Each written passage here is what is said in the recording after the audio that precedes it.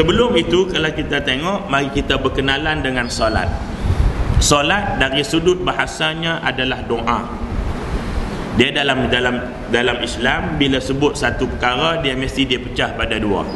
Satu, takrifan dari sudut bahasanya, dan satu lagi membawa maksud takrifan dari sudut istilahnya. Solat dari sudut bahasa adalah doa. Sebab itu tuan-tuan sekalian, semua bacaan-bacaan di dalam solat dia lebih merujuk kepada doa. Sama ada iftitahnya pun doa, Fatihahnya pun doa. Tuan-tuan sekalian, jadi itu dari sudut bahasanya. Dari sudut istilah syaraknya, solat itu ialah perbuatan yang dimulakan dengan takbiratul ihram dan disudahi dengan salam mengikut dan berdasarkan bacaan dan perbuatan yang tertentu.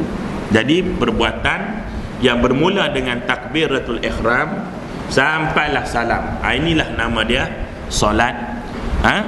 Dan di dalam antara takbir dengan salam itu, perbuatan bacaan dia adalah bukan bacaan yang bukan tetapi perbuatan dan bacaan yang tertentu. Baik. Apakah syarat-syarat kepada sahnya semayang? Ini saya sebut secara ringkas ya. Maka syarat-syarat sah semayang ataupun solat, maknanya kalau tak ada benda ni, solat tak sah. Tak ada benda ni, solat tak sah. Maknanya ini syarat sah kepada solat. Yang pertama, beragama Islam. Jadi solat ni orang yang tak Islam, kalau dia semayang pun tak sah.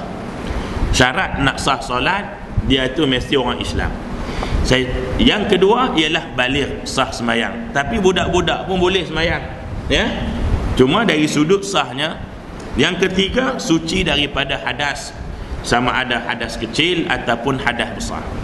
Suci daripada hadas. Kalau ada hadas, maka solat itu tidak sah. Suci seluruh anggota badan, pakaian dan tempat. Nak solat, pertama sekali badan kita mesti suci, tak ada najis, tak ada apa. Pakaian, kalau badan bersih, pakaian tidak bersih. Dan juga tempat juga kena bersih. Sebab itu bila kita solat di atas binatang ataupun tempat yang tak ada dah tempat bersih, maka kita kena letakkan sesuatu yang boleh menghalang daripada najis itu terbawa dalam solat. Adapun begitu, dalam kes-kes tertentu, sekiranya pakaian kita ini penuh dengan najis, tak ada pakaian lain, maka itu adalah kes-kes yang tertentu, ya, sebab lain. Yang kelima, menutup aurat. Syarat sah semayang ialah menutup aurat. Bagi orang perempuan, seluruh tubuhnya kecuali muka dan dua tapak tangannya. Sedangkan aurat bagi laki-laki ialah antara pusat dan lutut. Ini adalah kadar minima bagi orang laki-laki.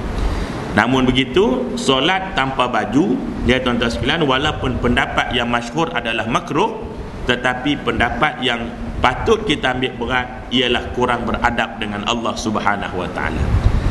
Jadi nak solat, walaupun kita boleh pakai kain pelekat daripada pusat sampai tutup bawah lutut sikit, kita dah boleh sah, tetapi itu kurang beradab dengan Allah. Dah sebahagian ulama sufi mengatakan solat tanpa baju ini dianggap tidak sah.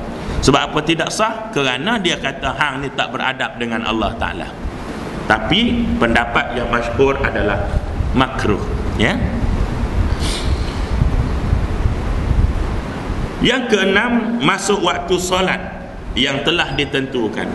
Solat zuhur sah bila masuk waktu zuhur. Solat asar sah bila masuk solat asar. Begitulah dengan waktu-waktu yang lain. Manakala yang ketujuh, syarat sah solat ialah menghadap kiblat sekiranya kita mengetahui akan ke arah kiblat. Ya, kalau tak tahu, setelah kita cari tak jumpa, maka hadaplah ke mana-mana sebagaimana yang dilakukan oleh Nabi sallallahu alaihi wasallam, ya. Baik. Kalau ada tanya, ada muskil, angkat tangan, terus tanya nah. Jangan tunggu habis ni. Ya. Cuma tumpuan kita hari ini ialah kepada praktikal solat, ya. Sebenarnya ni ramai sangat. Saya pun tak ingat hari tu nak. Biasa saya buat, saya lebih suka orang keliling saya. Saya akan duduk tengah-tengah tu, jadi semua akan boleh nampak kaki, tangan, macam mana kedudukannya. Tapi tak apalah, kat sini nanti bila saya praktikalkan nanti, tuan-tuan tengoklah sekadar yang terbaik, ya. Baik, rukun-rukun solat. Makna rukun solat ini kalau tidak ada maka tak boleh ganti dengan lain. Dia macam rukun haji, kalau tak ada tak sah. Rukun haji ukuf di Arafah, kita tak ukuf maka tak ada haji nama dia. Rukun-rukun solat ni makna kalau tak ada benda ni maka sembahyang kita ditolak oleh Allah Ta'ala. Yang pertama, rukun solat adalah takbiratul ihram. Ini yang disepakati oleh ulama. Ijma' ulama mengatakan 6 perkara ini adalah sepakat. Adapun beberapa yang lain itu berlaku khilaf, ya. Baik. Yang pertama, takbiratul ihram. Ini adalah rukun. Ini saya sebut, nanti praktiknya saya akan bawa kemudian, ya. Cuma nak sebut cara umumnya. Takbiratul ihram. Ya. Yang kedua, berdiri bagi yang mampu. Dia kena berdiri, kecuali orang yang tak mampu berdiri, ya. Ini dalam solat fardu. Adapun solat sunat, kalau kita semayang duduk, walaupun kita mampu semayang duduk, sah. Cuma Nabi kata pahala semayang duduk ni ialah separuh daripada pahala orang berdiri. Tapi kalau solat fardu, kita mampu berdiri tapi kita tak berdiri, maka tidak sah. Itu nak cerita, ya. Yang ketiga, membaca ayat Quran, yakni Fatihah, membaca Al-Fatihah. Ini rukun. Tak baca Fatihah maka tidak sah, kecuali orang yang memang tak boleh baca Fatihah, jenuh hajar dah, nak habis air Yasin 1 kolah mandi dah, berendam 7 hari 7 malam, tak boleh juga baca, maka dia boleh baca mana-mana ayat yang dia boleh baca sebagai ganti, ya? Yang keempat adalah rokok. Rokok ni rukun. Tinggal rokok maka tidak sah, ya. I'tidal, yakni bangkit dari rokok, ini juga rukun. Yang keenam, sujud 2 kali bagi setiap rakaat. Ini yang disepakati oleh ulama. Ini 6 rukun dia, ya. Baik. Adapun rukun yang terdapat perbezaan dari sudut mazhab, dari sudut pendapat ulama, iaitulah duduk di antara 2 sujud. Duduk di antara 2 sujud, menurut jumhur ataupun ijma' ulama kata dia adalah rukun, tetapi bagi Hanafi dia hanyalah perkara wajib saja. Wajib pun dia buat, tapi dia boleh ganti. Tapi bagi mazhab lain, duduk antara 2 sujud adalah rukun, termasuk mazhab Syafi'i. Kena duduk. Sebab apa? Imam Syafi'i kata rukun kerana sujud 2 kali adalah rukun. Maka di antara 2 sujud ini ada duduk. Maka sebab itu dia menjalinkan bahawa duduk di antara 2 sujud itu adalah antara orang panggil apa tu, kumpulan kepada sujud. Sebab mana mungkin orang akan sujud tanpa duduk, bukan? Itu sebab Imam Syafi'i kata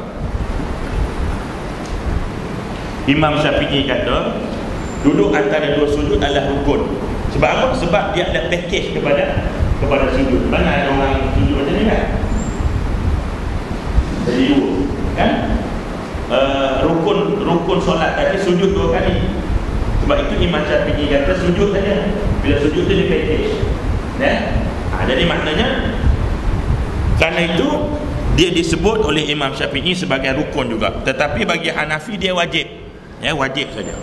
Yang kedua, duduk tahiyat awal sehingga kepada selawat Nabi. Dia adalah rukun dan wajib bagi Imam Syafi'i. Jadi Imam Syafi'i tetap dia kata rukun juga. Dan wajib di sisi Imam Syafi'i dan Hambali. Manakala Hanafi dan Maliki hanya mewajibkan duduk sebentar sekadar tasyahud sahaja. Yang ketiga, lapas salam. Salam yang pertama adalah rukun bagi mazhab Syafi'i. Tetapi bagi Hanafi dia wajib saja. Jadi wajib ni dia boleh ganti yang lain lah. Wajib haji contohnya, kan?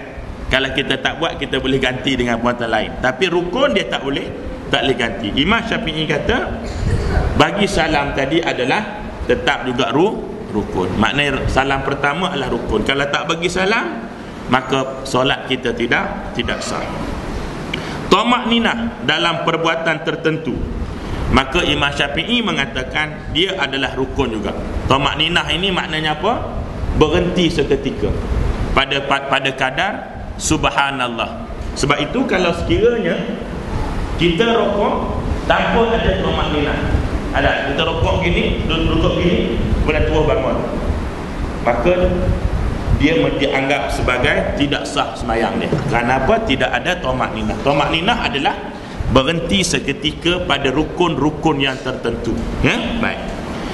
Dan yang terakhir ialah tertib. Maka tertib mengikut jumhur kecuali Hanafi termasuk Imam Syafi'i mengatakan bahawa tertib adalah rukun. Apa makna tertib?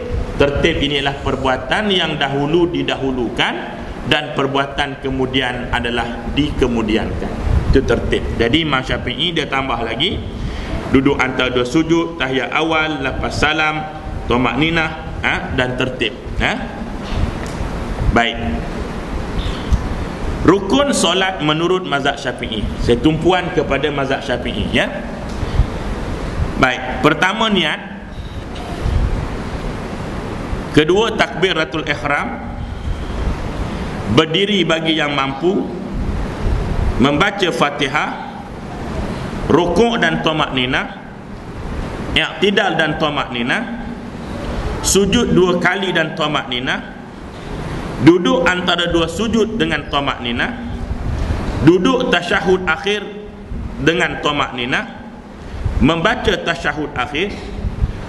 Membaca salawat ke atas Nabi pada tasyahud akhir. Memberi salam pertama dan tertib. Jadi jumlah keseluruhan bagi mazhab Syafi'i rukun ada 13. Saya pernah temu duga dia kata 14. Saya kata yang ke-14 apa? Lipat sejadah. Jadi sebab dia daripada kecil dia solat dengan bapak dia kata lepas salam suruh dia lipat sejadah. Jadi daripada kecil dah. Jadi dia ingat lipat sejadah adalah rukun sembahyang, ya. Lipat sejadah tidak rukun solat, dia rukun mengemas rumah gitu. Baik, itu rukun secara umum. Saya anggap ibu-ibu sudah dan bapa-bapa sudah maklum benda. Saya sebut sekaligus saja, ya. Adapun yang kita nak tekankan adalah dari sudut praktikalnya, ya. Baik. Perkara yang membatalkan solat. Kalau praktikal betul, tak tahu ilmu tentang benda batal pun tak jadi juga. Apa makna perkara yang membatalkan solat? Maknanya kalau berlaku perkara ini maka solat itu menjadi batal. Bila sebut batal dia tak sah lah. Baik. Yang pertama, jika meninggalkan mana-mana rukun yang telah disebutkan tadi. Kita tinggal rukun tadi, maka hukum dia batal. Yang kedua, tengah-tengah semayang berlaku hadas kecil, terkencing atas batal wuduk sebagainya, maka batal lah semayang, Yang ketiga, terkena najis secara langsung yang tidak dapat dimaafkan pada badan, pakaian atau tempat solat. Tengah-tengah semayang, tuan-tuan sekalian, ada najis terkena, sama ada dibawa, kecuali kalau sekiranya najis itu tidak menjadi ain. Ada contohnya macam mana? Tengah-tengah semayang jatuh taib cicak kering, maka kalau kita boleh habiskan dia jatuh, maka kita kena dia tidak membatalkan solat. Ya, tapi kalau tiba-tiba semayang jatuh taib anak, maka tu batal lah, ataupun taib bapak dia jatuh. Baik. Yang keempat, berkata-kata dalam percakapan luar solat dengan 2 perkataan yang dipahami. Berkata-kata. Apa maksud berkata-kata? Bagi Imam Syafi'i, maksud berkata-kata ini ialah melebihi 2 perkataan yang dipaham. Yang dipaham macam mana? Sebab itu sekiranya kita bangun daripada semayang, kita bangun daripada rokok, bangun kita begini, Sami Allahu liman, itu dah menambahkan, maka tak boleh. Tidak boleh begitu. Hukum dia batas semayang. Nah, dia buat yang bunyi tadi tu, yang penat dulu. Jadi diam-diam aja, kau penat jangan sampai bunyi. Ya, jadi kalau kita bangun berokok, Sami Allah, maka batal sembahyang. Sebab dia membentuk satu perkataan yang dipahami. Apa orang faham tentang tadi? Apa orang faham? Penat. Kalau bangun tu nak makan, lagi batal. Ya, dia mana-mana perkataan yang dipaham, maka dia dianggap sebagai membatalkan solat. Ya, baik. Terbuka auratnya dengan sengaja sehingga kelihatan 1/4 daripada anggota uduknya, maka tengah-tengah sembahyang terbuka. Kalau memanglah terdedah awal tak sah. Tengah sembahyang terbuka, wajib dia segera menutupnya. Wajib ni maknanya selalu on spot dia selalu. Maka kalau dia lambat-lambat, dia tengok-tengok lagi, maka batal. Tapi kalau sekiranya dia tengah solat, tiba-tiba datang angin ke apa sebagainya yang meniup ternampak aurat, maka dia segera tutup, maka tidak batal. Batalnya dia biar je. Angin zoom tengok. Cantik tu letih ni. Dia betul. Jadi hukum dia batal.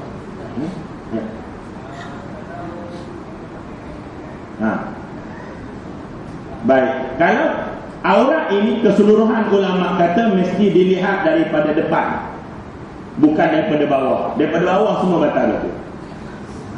Ya, jelas sekalian. Ada pun daripada belakang pun sama juga. Kayak belakang dia nampak sini kan. Jadi kalau tengok di bawah semua batal. Ya, tambah-tambah duduk daripada bawah rumah, ambil batal. Maka batal tadi dilihat daripada kanan dan tepi dan juga daripada tengah. Sebab itu ketiga orang perempuan apabila dia sujud, dia mesti mengepitkan tangan dia supaya kelekong dia tidak menampakkan dari tepi. Sebab itu kalau kita tengok kaedah aurat perempuan di luar sembahyang, dia mesti berasaskan kepada aurat dalam sembahyang. Sebab itu kalau kita pakai baju seumpama ini, maka tepi itu juga dianggap, kalau nampak daripada tepi, minta maaf ibu, juga dianggap sebagai kita masih belum menutup aurat. Bukan ke depan saja, tepi. Kadang-kadang ada orang tutup ke depan je, tepi tu nampak. Sebab itu nanti ketiga sujud orang perempuan tadi dia kena berindah sikit. Ya, nanti saya tunjuk. Ya, baik. Dia ada sebenarnya beberapa perbezaan pada orang perempuan ni. Sebab itu siri-siri sebelum pada ni saya asingkan laki-laki dan perempuan ni. Tapi hari ni tak apalah ya, secara umumnya begitu ya. Yang ketiga, makan dan minum ni orang tak buat lah, cuma dia bubuk sini lah. Kalau berasa makan minum jangan sembahyang di kedai. Ya, maksud makan dan minum sini bukan hidang ya, bukan buffet, bukan hidang. Maksudnya kita makan dalam benda-benda yang ada dalam mulut itu. Tengah-tengah baca Fatihah keluar ni, tuan-tuan sekalian, nasi daripada gigi, kambing daripada celah-celah gigi, kita pun sedap kukus, maka dia batal. Ya, baik. Walaupun sekecil mana pun, kecuali tidak disedari, makanan tu tak sedap, walaupun sebesar kepala gajah pun, tapi tak sedap, dia tak batal. Baik. Yang ketujuh, mengubah niat ketika sedang solat. Misalnya berniat memutuskan solat. Baik. Saya nak sebut di sini maksud mengubah niatnya macam mana. Mengubah niat ini contohnya, dia ni nak tunggu laki dia balik. Laki dia baliklah nak beli laptop tadi. Tunggu tak balik lagi. Waktu solat dah masuk lah. Dia pun nak tunggukan lewat pula. Nak semayang kan takut dia balik, jadi confused. Akhirnya dia menentukan bahawa nanti aku semayang, kalau sekiranya laki balik aku berhenti. Maka tuan-tuan sekalian, masa tu angkat takbir pun tidak sah, tak boleh. Sebab dia dah ada niat untuk memutuskan semayang. Tidak boleh. Nak semayang. Sebab itu nak berhenti. Nak solat, nak berhenti dia ada kaedah dia. Berhenti saja-saja dia anggap haram. Saja-saja dia berhenti, tuan-tuan sekalian. Ya? Baik. Yang ke-8, bergerak besar berturut-turut sebanyak 3 kali. Ini ikut mazhab Syafi'i ya. Saya tumpukan kepada mazhab Syafi'i. Dia tak boleh bergerak lebih daripada 3 perbuatan yang besar. Perbuatan besar ni maksudnya macam mana? Perbuatan besar, contohnya kita berdiri, badan ini. Ni kadang-kadang Pak Imam pun ada, makmum pun nak buat gerak ni. Ni kau nak sembahyang ke kau nak selesai? Nak. Tapi kalau sekiranya begitu juga kadang-kadang dia baca Fatihah, kepala dia bergerak, Alhamdulillahi Rabbil Alamin, dia bergerak. Ni Pak Imam kena hati-hati benda. Ini juga tak, kecuali memang dia kena buat begitu. Kalau tak buat tak boleh baca, tu bab lain. Kalau diam aja tak erti baca. Mana Pak Imam tak boleh baca? Rupanya bergerak baru boleh baca. Macam ada satu kisah, dia kena tangkap polis, tangan dia kena ikat. Polis tanya dia, tak ada jawab. 3 hari tahan, tak ada maklumat dapat. Dia pun sembang, aku dah tahan orang ni, suspek kita ni, tapi tak cakap apa. Dia kata, kau buat macam ni, ikat tangan, cuba kau buka terus dia boleh bagi keterangan. Sebab dia daripada kecil dia nak cakap kena gerak tangan. Jadi dia ada juga orang yang seumpama macam itu. Nah, dia kalau dia tak bergerak, dia tak boleh baca Fatihah. Ada orang macam tu. Maka kalau itu keadaannya, maka dia adalah diharuskan. Tapi kalau memang dia boleh baca dalam keadaan diam, tapi dia saja gerak kepala, kononnya nak bagi betul sangat, maka kalau lebih daripada 3 pergerakan yang besar, maka hukumnya adalah batal. Adapun pergerakan yang besar tetapi tidak berturut-turut, maka tak batal. Contohnya,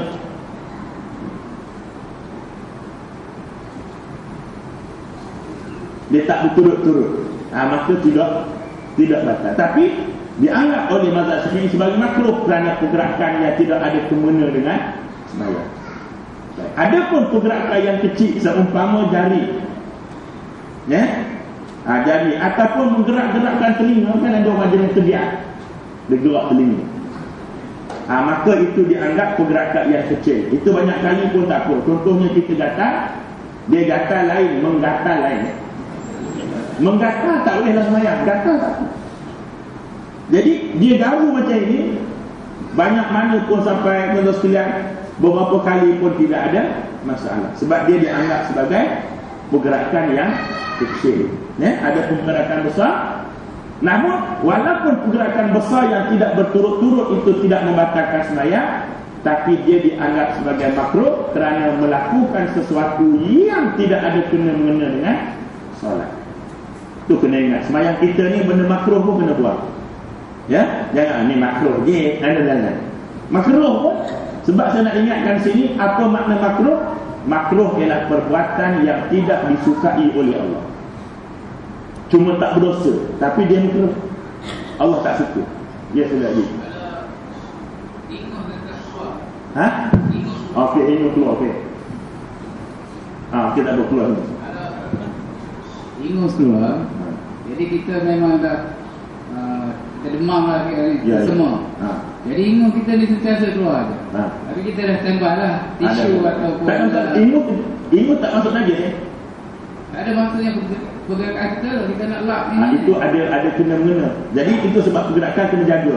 Sapu gitu kan. Itu batal. Tak betul cabut hidung-hidung je. Tapi kalau kita ambil sangat, nanti keluar dia kan.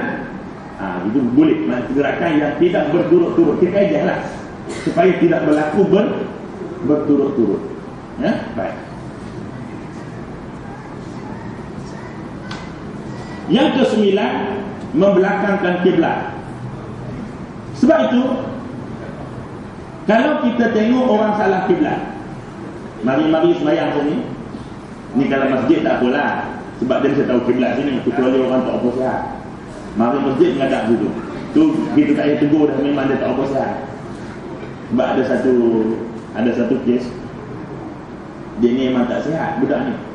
Allah uji begitulah. Dia pakai jubah elok, dia sembahyang, ni ikut dia sembahyang. Orang ingat dia pakai jubah, ketuk jadi imam. Nah, jadi tak berhenti budak tu sembahyang. Dia tengok orang ikut dia lagi sembahyang. Dia boleh. Punya tak bersiap budak.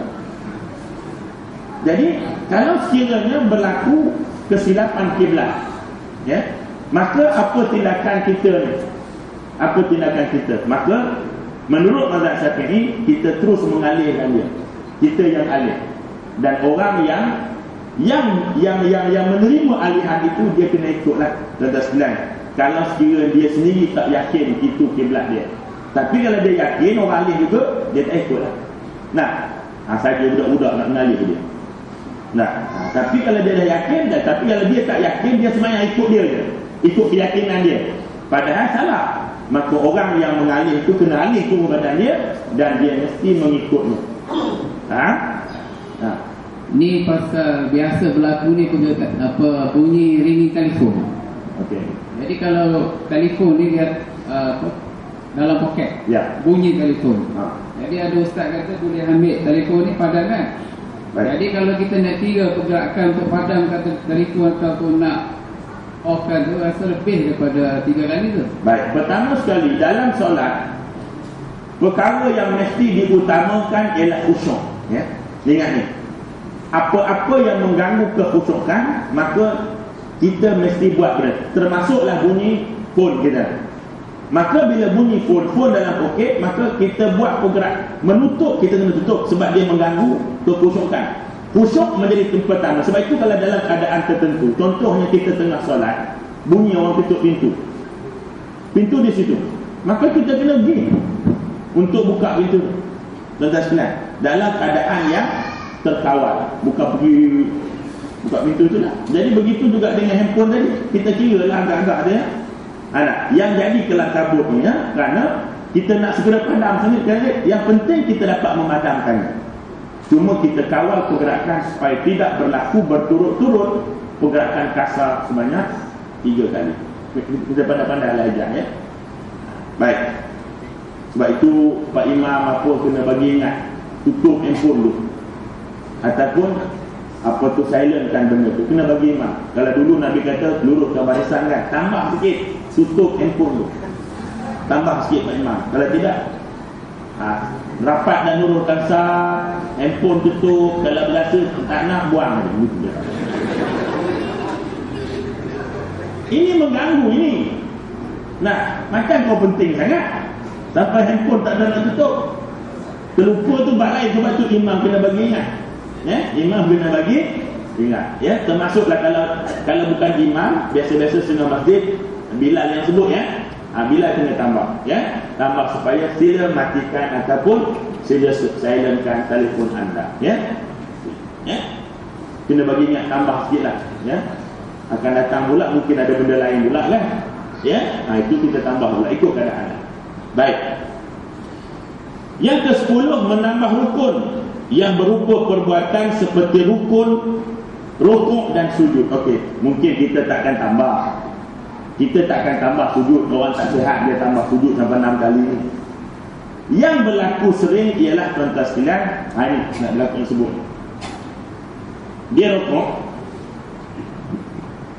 tiba-tiba dia bangun. Tengok Pak Imam tak bangun lagi, duduk balik. Ini dia nama menambahkan rukuk. Dia sujud, dia bangun-bangun, tak sujud lagi, sujud pula. Ini makna dia menambahkan rukun. Memang tak ada orang tambah rukun, sujud 3 kali ni orang tak apa sihat. Ini berlaku. Yang kedua, apabila dia dalam sujudnya dia melantunkan kepala dia. Ting ting ting ting. Itu juga dianggap sebagai menambah rukun, ya. Dia yang biasa yang menambah itulah. Biasa yang berlaku penambahan pada rukuk dan sujud ni. Dia bangun-bangun, tengok Pak Imam tak bangun, dia duduk balik. Jadi habis lah. Habis, ya. Ini maknanya menambah rukuk. Baik. Tetapi rukuk ni tak apa. Dia bergerak pun tak apa. Jangan melantun dia. Orang tu kenapa dia gini? Dia tak ada masalah. Itu tak batal dia. Dia yang batal bila kau melantun dia. Tapi kan kecuali kau gitu tu lah, ya. Tapi yang ya, tu orang panggil awak lah tu, ya. Awak antara bangsa, ya. Baik. Jadi itu. Yang ke-11, ketawa. Ni selalu ketawa. Dia berlaku dalam jemaah kadang-kadang. Dalam budak-budak orang tua bersama lah, dia gelak. Ya. Dia dengar orang cakap lawak. ataupun dia sembahyang depan TV. Dia nak tutup TV, dia suka rancangan dia. Dia nak sembahyang lepas habis rancangan, lambat sangat. Jadi akhirnya dia buat pilihan sembahyang depan TV. Sebelum ni ada orang tanya saya, boleh tak sembahyang depan TV? Saya ni lurus, saya kata boleh, tak ada masalah. Kalau TV tu tutup, tak, TV buka. Dalam hati saya, orang ni nak sembahyang tu tengok TV. Nah, jadi dia sembahyang tengok TV. TV tu rancangan Maharaja Lawak. Jadi dia nak sembahyang lepas tu, dia dah kena warning lah. Kau jangan lewatkan sembahyang tanpa sebab ya. Melewatkan solat tanpa sebab hukumnya berdosa. Bukan berdosa tak sembahyang, dosa melewatkan sembahyang. Kita ni macam-macam ya, yang kita mengaji ni lah ya. Kita ni bukan setakat nak solat ni. Umur-umur kita ni nak memperelokkan solat, bukan nak solat. Hak jenis nak solat ni budak-budak hak tak cukup umur. Ini janji sembahyang juga. Kita ni tahap kita nak memperelokkan solat ni, tahap-tahap kita nak mati esok lusa dah ni. Tak esok lusa, tak lusa esok. Jadi kerana itu nak sembahyang awal, tapi Maharaja Lawak dia nak tu.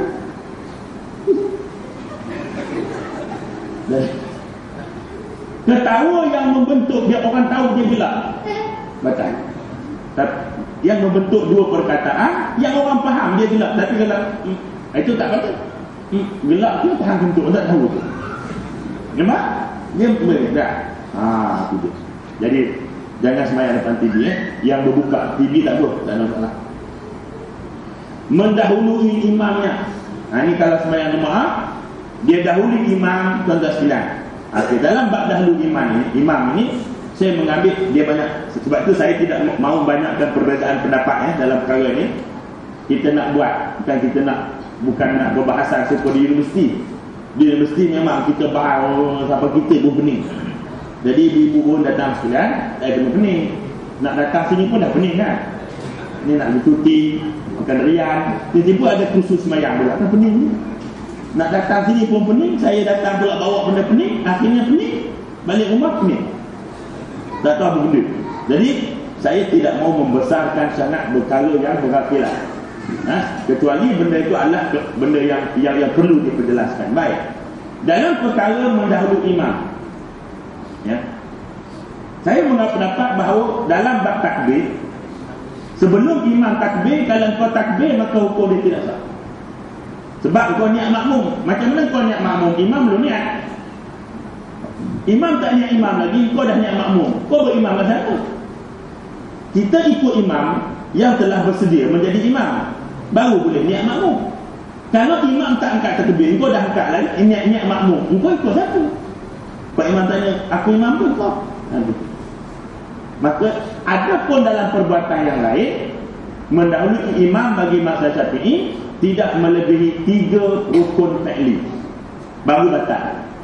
Okey, rukun fi'li ni macam mana? Contohnya kita baca Fatihah kan? Itu dah rukun satu dah kan? Betul. Fatihah tak habis lagi, imam dah rukun. Kita teruskan baca sebab kita bukan musafir, bukan masbuk. Kita muafid ya. Kemudian imam i'tidal, 2 dah kan? Kita masih tak habis Fatihah lagi. Imam sujud, kita tak habis Fatihah lagi, kita terus baca. Jangan sampai imam duduk antara 2 sujud. Kalau dah imam dah nak bangun duduk antara 2 sujud, walaupun kita tak habis lagi Fatihah, kita terus rukuk, maka dia stay dalam tidak melebihi 3 perbuatan. Nampak? Dan bacaan Fatihah tadi ditanggung oleh imam. Ya. Tapi kalau imam dah duduk lengkap, dah duduk antara 2 sujud, kita masih lagi baca Fatihah, maka batal. Baik, ya. Kecuali kita niat berpisah daripada imam, itu baik. Ya, itu maksud dia mendahului imam, ya. Baik. Yang ketiga, 13 ialah murtad, yang ini terkeluar daripada agama Islam. Okey, habis kita secara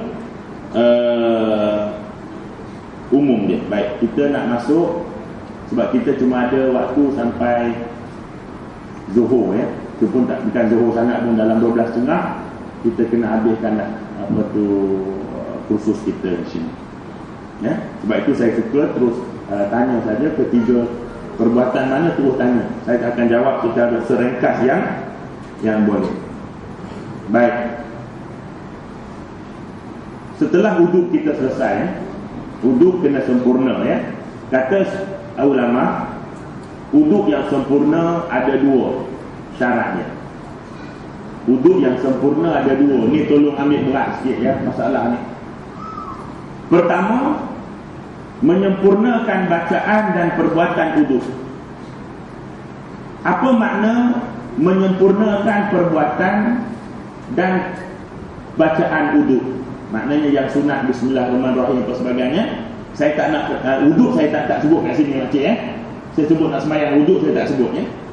Itu pertama, basuh muka sampai kat mana, kepala sampai kat mana, tangan. Itu maknanya menyempurnakan perbuatan dan bacaan ketiga wuduk. Ini wuduk yang sempurna, sifat yang pertama. Sifat yang kedua, wuduk yang sempurna, iaitulah tidak berlakunya pembaziran. Baik. Okey, apa makna berlaku pembaziran? Baik.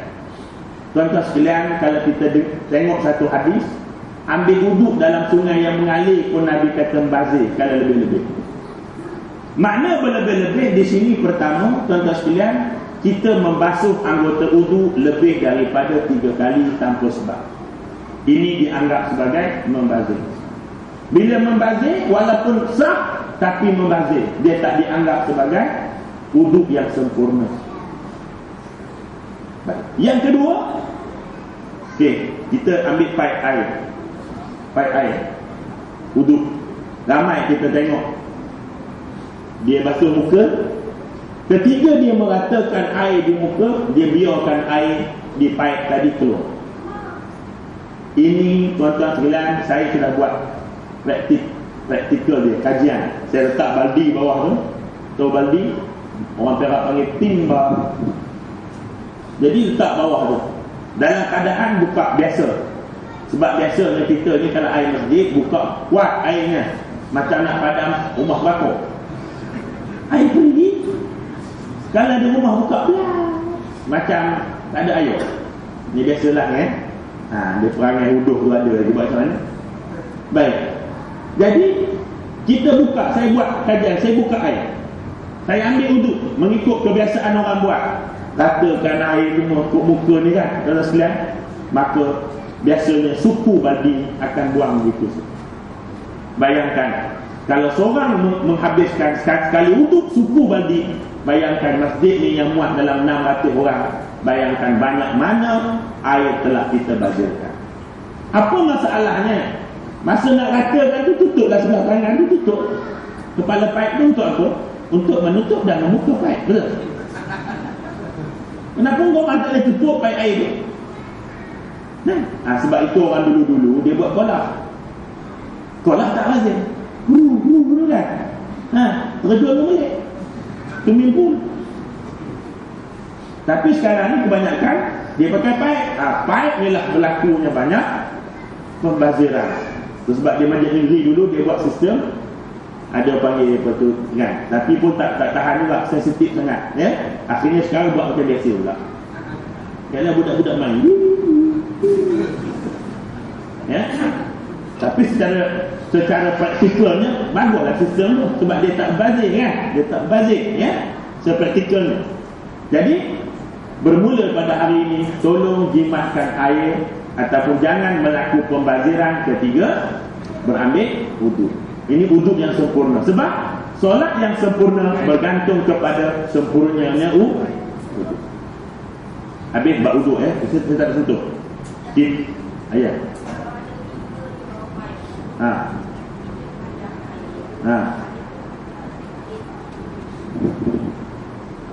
Dia jadi mustakmal. Tak ada masalah apalah. Tapi biarlah tuan-tuan sekalian. Kalau kita boleh macam tu, rasa tak buat pun. Contoh kita tadah tu, Lepas tu kita siram bumi. Itu lain macam kan. Kalau boleh buat macam tu tak bazir lah. Ya, tapi kalau biasanya tak buat, ya. Kalau buat tak buat. Baik.